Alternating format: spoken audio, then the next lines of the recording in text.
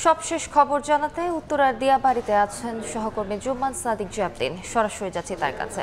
জ্যাবলিন, উদ্ধার কাজ একেবারে শেষ মুহূর্তের।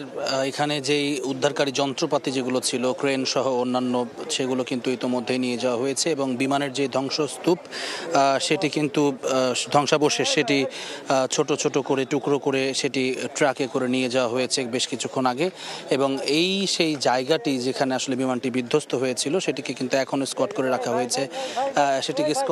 হয়েছে, এবং আমরা যেটি একটু আগে পর্যন্ত আর কি এখানে আইন শৃঙ্খলা বাহিনীর উপস্থিতি আরও বেশি ছিল, সেটি কিন্তু ধীরে ধীরে কমতে শুরু করেছে। উৎসুক জনতা তারাও মোটামুটি এখন চলে গিয়েছে এবং শেষ মুহূর্তে এসে কিন্তু আমরা দেখলাম যে উদ্ধার কাজের এই সমস্ত যেই ধ্বংসস্তূপ সরানোর পরে আরও একটি বিল্ডিংয়ের আরেক প্রান্ত থেকে কিন্তু একটি মরদেহের অংশ বিশেষ সেটি কিন্তু পাওয়া গেছে। সেটি কিন্তু ফায়ার সার্ভিস কিছুক্ষণ আগে নিয়ে গেল। নিঃসন্দেহে সেটিরও আসলে শনাক্ত করা সম্ভব হবে। আমরা মূল যেই ব্রিফিংয়ে যেটি আমরা জেনেছি যে ১৯ জনের মৃত্যুর খবর এবং তারপরে আইএসপিআর থেকে সর্বমোট ২০ জনের তথ্য দেয়া হয়েছে এই ঘটনায় মৃতের সংখ্যা। এছাড়া প্রায় ১৫০ শতাধিক আহত রয়েছে বিভিন্ন হাসপাতালে যারা চিকিৎসাধীন। দুঃখিত। এর বাইরে কিন্তু সেই ব্রিফিংয়ের পরে কিন্তু এই দুটি মরদেহর টুকরো সেটি পাওয়া গেছে এবং আমরা দেখছি যে এখানে সকাল থেকে আসলে যে ১টা ৬ মিনিটের ঘটনা, এরপর থেকে কিন্তু ধীরে ধীরে প্রচুর পরিমাণে এখানে উৎসুক জনতা ছিল এবং এই এলাকাটিতে কিন্তু এখনো পর্যন্ত যেখানে বিমানটি বিধ্বস্ত হয়েছে সেখানে জেট ফুয়েলের যেই ঘ্রাণ সেটি এখনো তীব্রভাবে রয়েছে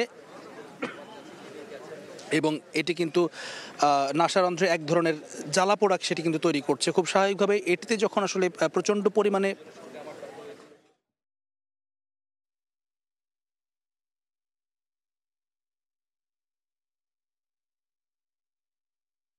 যেই জেট ফুয়েলের যে ঘ্রাণ সেটি কিন্তু এখনও বিদ্যমান এবং আপনি জানেন যে আসলে এই বিমানটি আছড়ে পড়বার পরে এই যে ভবনটি আমরা দেখতে পাচ্ছি সেই ভবনের ঠিক মাঝ বরাবর সেটি কিন্তু আঘাত হানে এবং এটি ভবনটিকে প্রায় ছিদ্র করে সেটি পরবর্তী যেই মানে এফোর বলতে যেটি বোঝায় প্রায় সেরকম এফোরই হয়ে গিয়েছে এই বিমানটি। এবং এই যে দালানটি আমরা দেখতে পাচ্ছি সেটির কিন্তু একমাত্র যেই প্রবেশ পথ বা বহির্পথ সেটিতেই কিন্তু আমরা সেই পথ বরাবরই এই বিমানটি বিধ্বস্ত হয়েছে এবং পুরো দোতলা এই ভবনের প্রতিটি বারান্দা কিন্তু একেবারে গ্রিল দিয়ে আটকানো, যে কারণে ভেতরে যখন বিমানটি আছড়ে পড়বার কিছুক্ষণ পর পর্যন্তও যখন আসলে বিমানের ফুয়েল ট্যাঙ্কে যখন অগ্নিদগ্ধ বা অগ্নি বিস্ফোরণটি হয়নি তার আগ পর্যন্তও কিন্তু অনেকে আমরা যেটি শুনেছি যে এই শিক্ষার্থীরা কিন্তু বের হবার চেষ্টা করছিলেন এবং এখান থেকে বের হওয়ার জন্য যেই দরজাটি দিয়ে তারা শিক্ষকদের সহ শিক্ষার্থীরা যে দরজাতে বের হবার চেষ্টা করছিলেন ঠিক সেই মুহূর্তে ফুয়েল ট্যাঙ্কের বিস্ফোরণটি ঘটে এবং এর কারণেই মূলত অতি দাহ্য এই যে জেট ফুয়েল সেটিতে কিন্তু বিকট বিস্ফোরণের ফলে তারা দগ্ধ হয়েছেন। এবং আমরা যেটি জানাচ্ছিলাম আসলে এই যে প্রায় ৭-৮ ঘন্টা হয়ে গেছে বিস্ফোরণের, তারপরেও কিন্তু সেই জেট ফুয়েলের গন্ধ কিন্তু এখনও এখানে যারা আছেন তারা নিশ্চয়ই টের পাচ্ছেন এবং আমরা দেখছি যে পুরো এলাকাটিকে স্কোয়াড করে রাখা হয়েছে।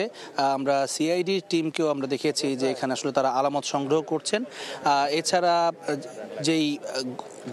যে ঘটনাটি আজকের এই উদ্ধার কাজের প্রাথমিকভাবে আপাতত শেষ হয়েছে বলে ফায়ার সার্ভিস থেকে নিশ্চিত করা হয়েছে। আগামীকালকে হয়তো আরও এখানে তদন্ত কমিটির যারা আসবেন বা তদন্তকারী যে সংস্থাগুলো আছে তারা নিশ্চয়ই এখানে আগামীকালকে আবারও আসবেন। তবে যে উদ্ধার কাজ সেটি কিন্তু আপাতত সমাপ্ত ঘোষণা করা হয়েছে ফায়ার সার্ভিসের পক্ষ থেকে এবং পরবর্তীতে আর কোনো ব্রিফিং কিন্তু তারা করেনি।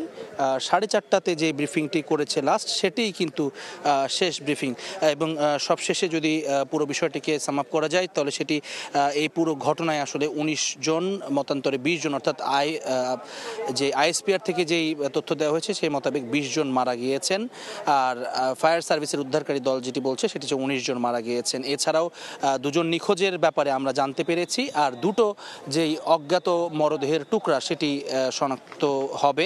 সব মিলিয়ে মৃতের সংখ্যা আরও বাড়তে পারে। তো এই ছিল আমার কাছে এখনো পর্যন্ত বিমান বিধ্বস্তের ঘটনাস্থল থেকে সবশেষ খবর। উত্তরা থেকে সহকর্মী জুম্মান সাদিক জাবরিন।